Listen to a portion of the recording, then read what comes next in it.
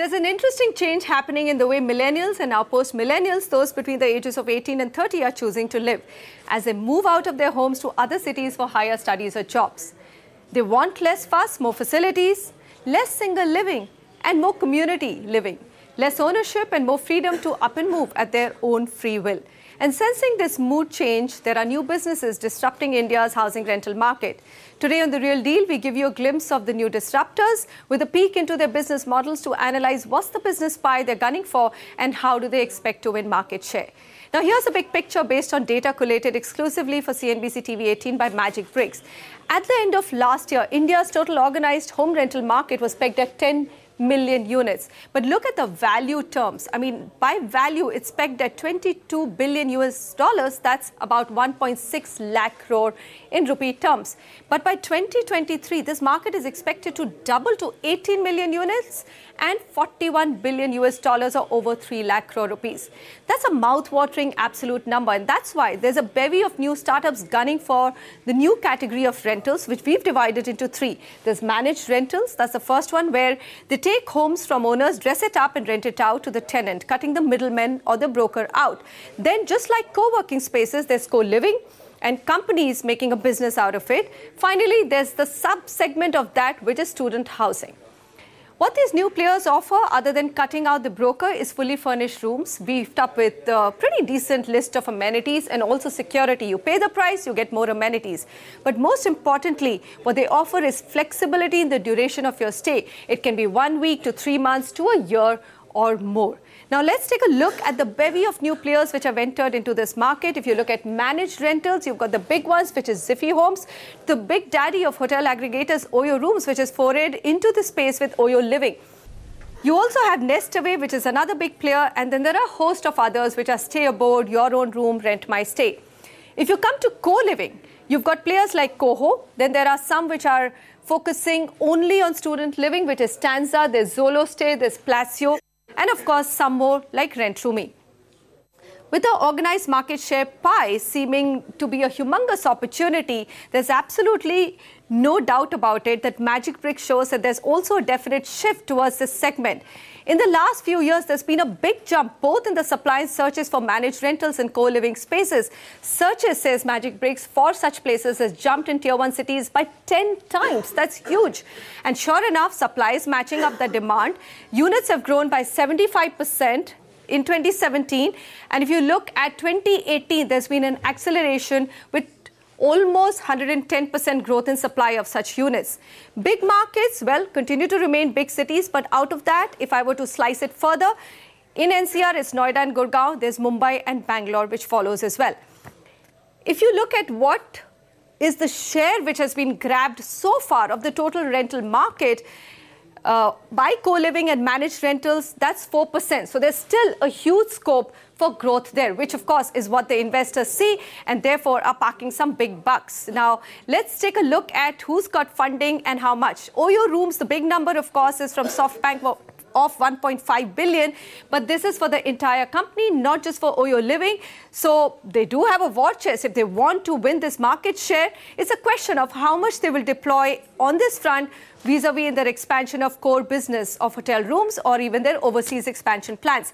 Nestaway is the other one which has grabbed big investor appetite, managed funding from several big names, which is Goldman Sachs, UCRNT, Tiger Global, IDG Ventures, Yuri Milner, and the total sum is pretty substantial at $94.2 million. Stanza Living, which is the only one dedicated to the niche student housing market, has also raised $12 million from Sequoia Capital, Matrix, and Axel Partners. Coho has managed to raise a small sum of about $2 million from HNIs. But we've also learned from our intelligence that Pattu Keshwani of Lemon Tree Hotels is also likely to enter into the student housing and co-living market very soon, making this into a very interesting, let's say, fight out there in the market. So what is the game plan of these players? Who is going to be the big winner? Sudhir Pai, CEO of Magic Bricks, joins us for that conversation. We also have with us Jitendra Jagadev, co-founder and CEO of Nestaway Technologies, Anindya Datta, MD and co-founder Stanza Living, and Uday Lakkar, founder and CEO of Co-Host Stays.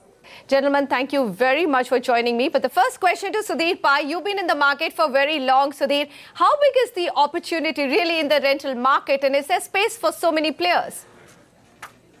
Yes, of course. So, co-living as a term is a new term, but if you look at the concept has been around for a pretty long time in India, right? So, just to give a bit of context, so if you go to Bombay, the early 60s and 70s, you had a lot of these chawls which were coming up. In many ways, they were catering to the migrant populace who was flooding the city. We have had dharamshalas who have been around for ages and centuries, and they were catering to pilgrims who were visiting the cities. And there's been student hostel, which has also been around for a long time. So the concept is not new. The term of co-living as it is used today is used more to cater to the millennials, to migrant workers and to young working professionals. Now, from the demand side, it's a very large segment because millennials are today contributing to about 34% of the overall population, and their size, given our demographic dividend in the country, that percentage is only rising. So it's a very large segment from the demand side. I think the supply side is where we will see increasing action as we go ahead. I think the trick is to get a lot of supply into the market. There is already enormous amounts of demand. All right, so enormous amount of demand. That's where all India startup story is.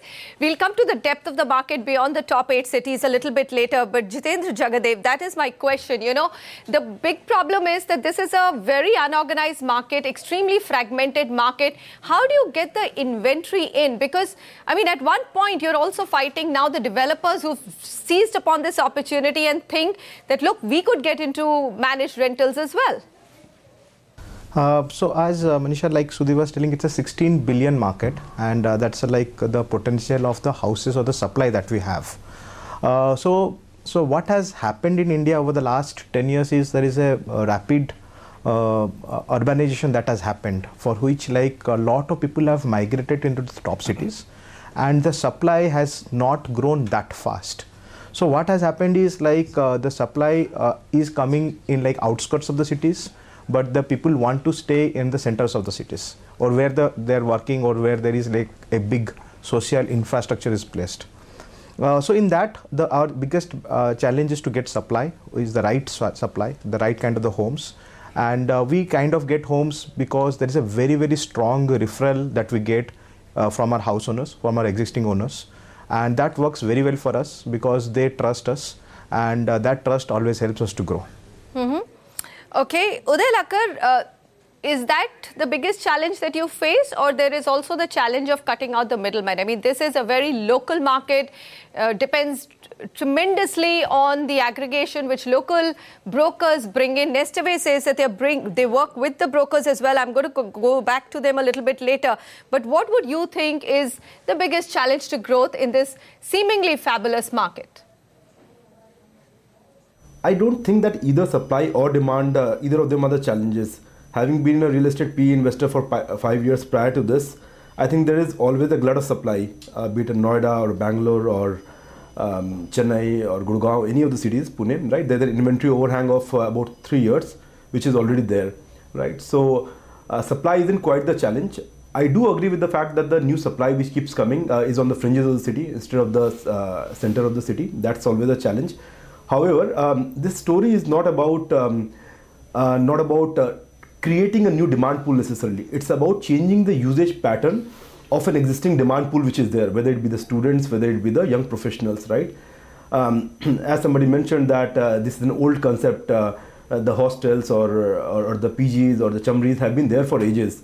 It's a new way of doing the same thing, just like the way Uber disrupted the commute market and said that, okay, hey, instead of the black, yellow taxis, can we have nice taxis which provide consistent service, where technology can be applied, where there is more trust which is there, right? I think this is the same story out here. It's a story of trying to cater to a millennial audience in a way that they like, which is a frictionless tech-driven experience, where they are willing to shell out 20% extra maybe for a better experience, for more trust. This is an industry which suffers drastically from deficit of trust. I think that's what needs to be addressed, to my mind at least. We haven't really faced any supply challenge whatsoever. So we take up entire buildings which can house 200 people, 300 people, 150 people instead of fragmented apartments for ensuring the community living experience. And and landlord referrals do play a huge role when we are getting into the full stack model and managing the asset well. See, one thing that we need to identify out here is that unlike commercial real estate, where the yields are about 8 or 9%, in case of residential real estate, the yields are as low as 2%, 2.5%, 3% maybe, right, depending upon the city. And in some areas where the new inventory is coming up, the yield could be as low as 1%, right? In that case, what matters to the asset owner is not just the yield maximization. The game is around facility management. The game is around what is the quality of tenants you are getting and how you're driving habitation in a project probably, right? So, so we see a lot of traction coming from even the local players now. Over the last 8 or 10 months, we have found a lot of local players coming to us and saying that, okay, hey, we feel that the world order is changing now and the consumers are getting more demanding. They want to sort of stay in a particular fashion. They require certain amenities. And can we collaborate in some way? So, Uday, my question, so before you carry on, this is a very important question and I was going to come to that. Now, you have a housing rental yield of 2 to 3%. You're saying that, yes, the millennials are willing to pay 20% extra, but that doesn't add up to too much more. There's also the cost of managing all of these co-living spaces, which is also expensive. What is the kind of margins then you guys play at, and what are the metrics that you use? Do you use matrix of occupancy, ARR, the kind the hotel industry does? I'm just trying to wrap my head around how are numbers arrived at for a business proposition in your business? Sure, very fair question, I would say. So let's do apple-to-apple comparison. If you stack up the product and the yield or the pricing, that will give us a better picture. So let's take a bare shell apartment or a unit, right? So that might be yielding you 2%, 2.5% in India in the residential space. On top of that, if you add the service layer, be it housekeeping, repairs, maintenance, whatever services you're providing, on top of that, you stack up the fact that there are no brokers in the middle and the fact that you're managing the vacancy and providing the flexibility of moving around in a membership concept, just like the way co-working does, that adds up to the additional yield. So the yield typically that a co-living player can end up making, to our understanding, could be anywhere around 7 to 8% for a full stack model, right? By customizing the inventory somewhat. So you're saying that you actually are, with this model of co-living and managed rentals, able to take the housing rentals to almost the levels of commercial real estate rentals, which is 7 to 8%. Extremely interesting, Anindya Datta. You are, of course, now focusing on a subsegment of what we call co-living. You, of course, differ and you say, no, this is not a subsegment. This is a whole new different segment, which is student housing. But student housing, again, is like, for example, in your early business wins, I see that there's North Campus in Delhi. So these are single units spread across different geographies, close to colleges and institutions. How do you aggregate efficiently, and then how do you make money, and what sort of margins are you building into your model? Manisha, you're right. I think there is a big difference between the student housing and the broader co-living space, at least in our opinion. So I think there are three kind of broad categories which student housing falls into. One is infill locations in the heart of cities where you've got, university clusters like Delhi University, Pune University, etc., where the trend or the behavior of that kind of product is very similar to the typical co-living product, where yield uplifts similar to what Uday just mentioned is what you get out of a student housing product, purely out of efficiently managing the space, about providing additional services and bundling them to create a premium. However, in student housing, you have a large out-of-town market as well. Large education clusters are coming up, in the fringes of large cities, in tier 2, tier 3, markets. And that is creating an opportunity as well, because what's happened is that in the last 2 decades is while colleges have increased in this country, gross enrollment ratios in higher education have gone up from 10% in the early 2000s to 25, 26% today. Hostel capacity has not kept pace, which basically has meant that people have to find alternative housing opportunities. But in India, this is also very, very price-sensitive market. I mean, as soon as you go to a tier 2, again, I mean, the kind of pricing that stands up probably can charge in a bigger city suddenly changes in a tinier, like a Dehradun, a place like Dehradun or a Kota. Agreed, and that's, I think, conventional wisdom. I think we disagree with that. The student at the end of the day is being funded by the parent. And the parent-student relationship, this is the most important relationship which you have. We have seen parents willing to pay a significant premium if there is good quality services which is provided to the student. Think of it, this guy or the girl is leaving home at the age of 17, 18 for the first time.